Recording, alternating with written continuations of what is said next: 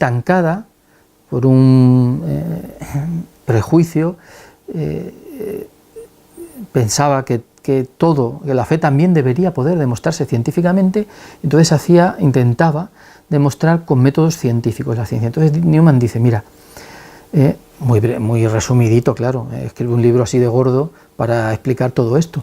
Dice, hay que distinguir entre el asentimiento, la fe que se presta a la realidad de Dios, a la persona de Dios, que es lo que él denomina asentimiento real, y el asentimiento que se presta a la idea de Dios, que es lo que él denomina asentimiento nocional, a una noción, a una idea, que es lo que él defiende, que en la Inglaterra de su época muchos buenos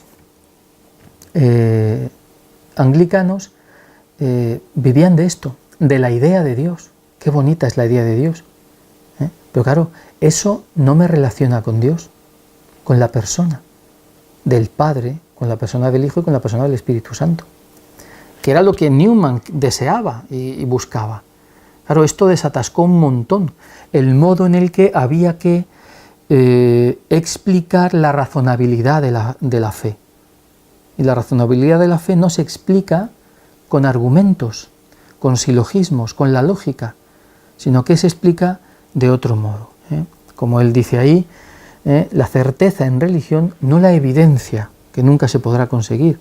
2 y 2 son 4. Eso es evidente. 1 y 1 son 2, y ahí se puede construir todo un sistema matemático. Pero en religión, dice, se puede alcanzar certeza. Dice, la certeza en religión se consigue por la convergencia de indicios que apuntan a la misma verdad. ¿Qué es esto? Uno llega a casa, se acerca a casa y escucha gimotear al perro, ve la puerta abierta, la cortina en el suelo, las macetas golpeadas. ¿Y qué es lo que piensa? Me han robado. ¿Por qué? Porque hay un montón de indicios, pero no es la única explicación. Y la suma de esos indicios no prueba que me han robado. Puede ser, las posibilidades, todos los indicios apuntan hacia ahí, pero no demuestran, dice Newman. De la misma manera es la fe, ¿no?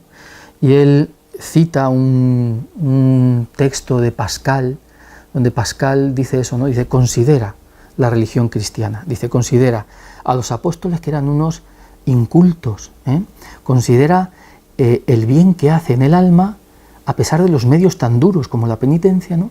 que se exigen para que llegue al fondo, ¿no? Considera cómo se ha difundido con los pocos medios que tenía, considera pues eso, ¿no? Las grandes conversiones que ha habido, considera todo eso junto, dice, y dime si la religión católica no apunta a ser la verdadera, ¿no? Dice Newman, así es como hay que presentar la razonabilidad de la fe, porque son razones. Yo creo porque mi madre desde pequeñito me inculcó la fe. Yo creo porque me fío de mis maestros, de mi párroco, de mi obispo. Yo creo porque los ejemplos de la vida de los santos me llegan al corazón. Estos son razones. No son razones lógicas, son razones que mi mente, mi razón, usa para llegar a la verdad. Bien, esto es un tema mucho más técnico y complicado, ¿vale?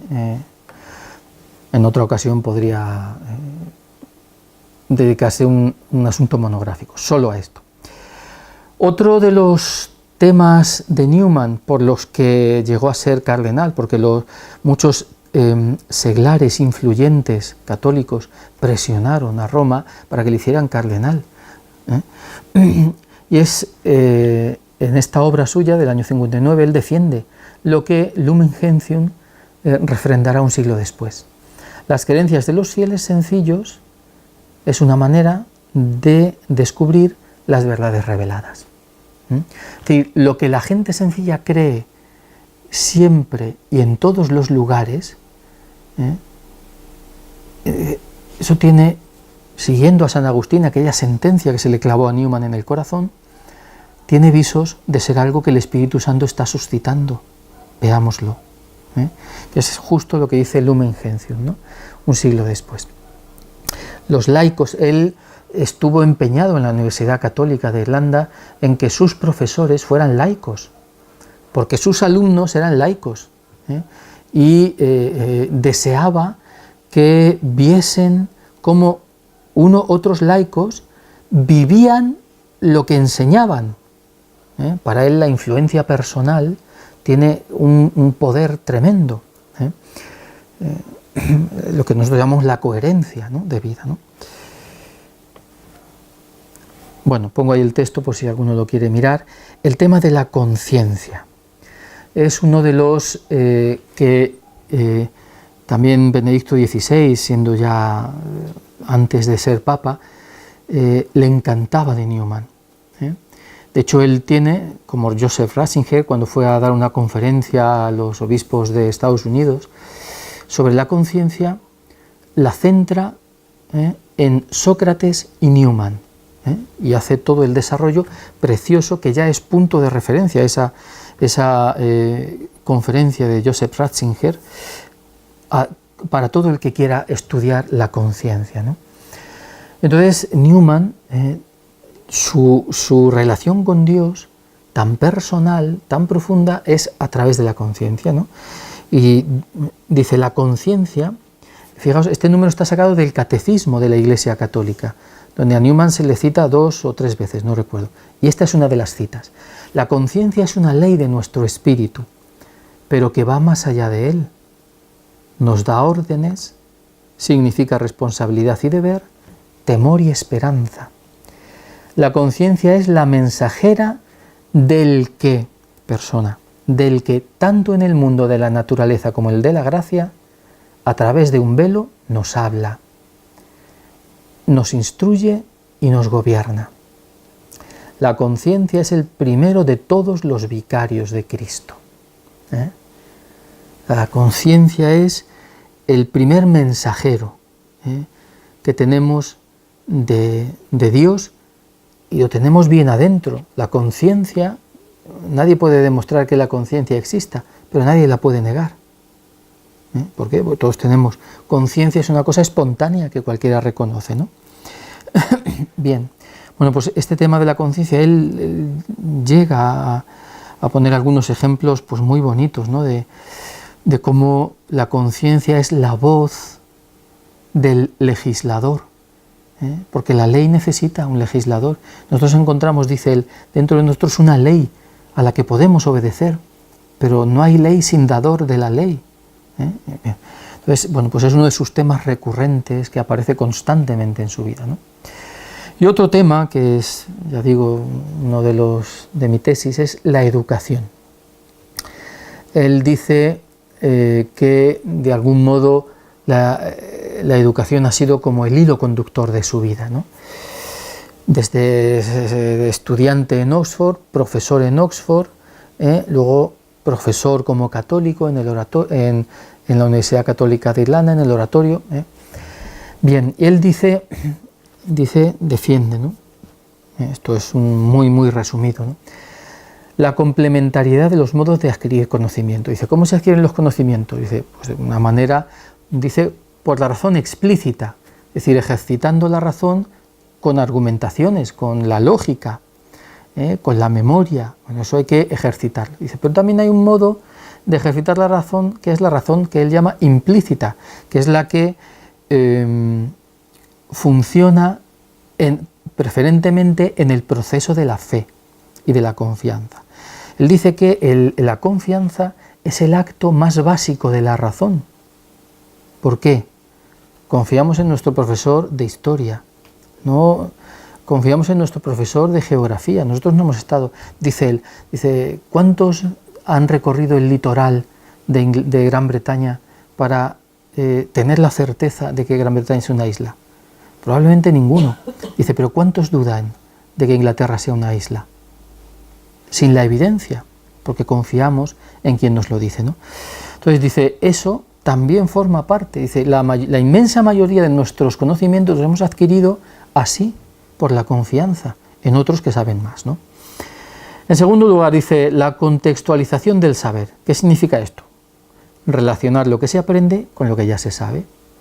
Él era muy aficionado a la historia, a la literatura, y sabía mucho, sobre todo la historia antigua por los santos padres, ¿no? Él dice en otro lugar que los padres me hicieron católico, ¿no? Porque lo conocía muy bien. Entonces, él, según va aprendiendo cosas nuevas, dice, las va integrando. Dice, ¿esto qué tiene que ver con lo que yo ya sé?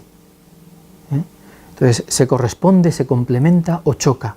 Si choca, tengo que revisar a ver si es verdad, porque todo lo que yo ya he aprendido en mi vida, que sé que es verdad, si choca con esto otro que me viene ahora, habrá que verlo. Y él pone el ejemplo de los marineros. Dice, los marineros ven un montón de maravillas en un montón de países. Dice, pero no les cala.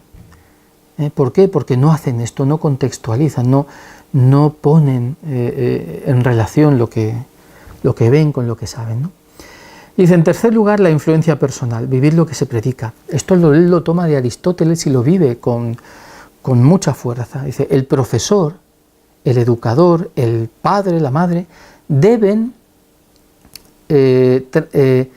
vivir en sus obras y en sus palabras, en su vida, aquello que dicen con sus palabras.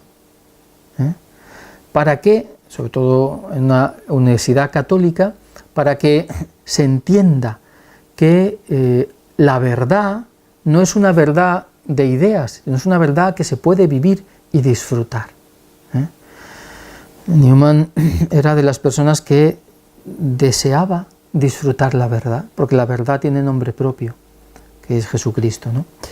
Y en último lugar, dice, la unidad de todas las ciencias. También la teología tiene su lugar, dice él, en el círculo de las ciencias.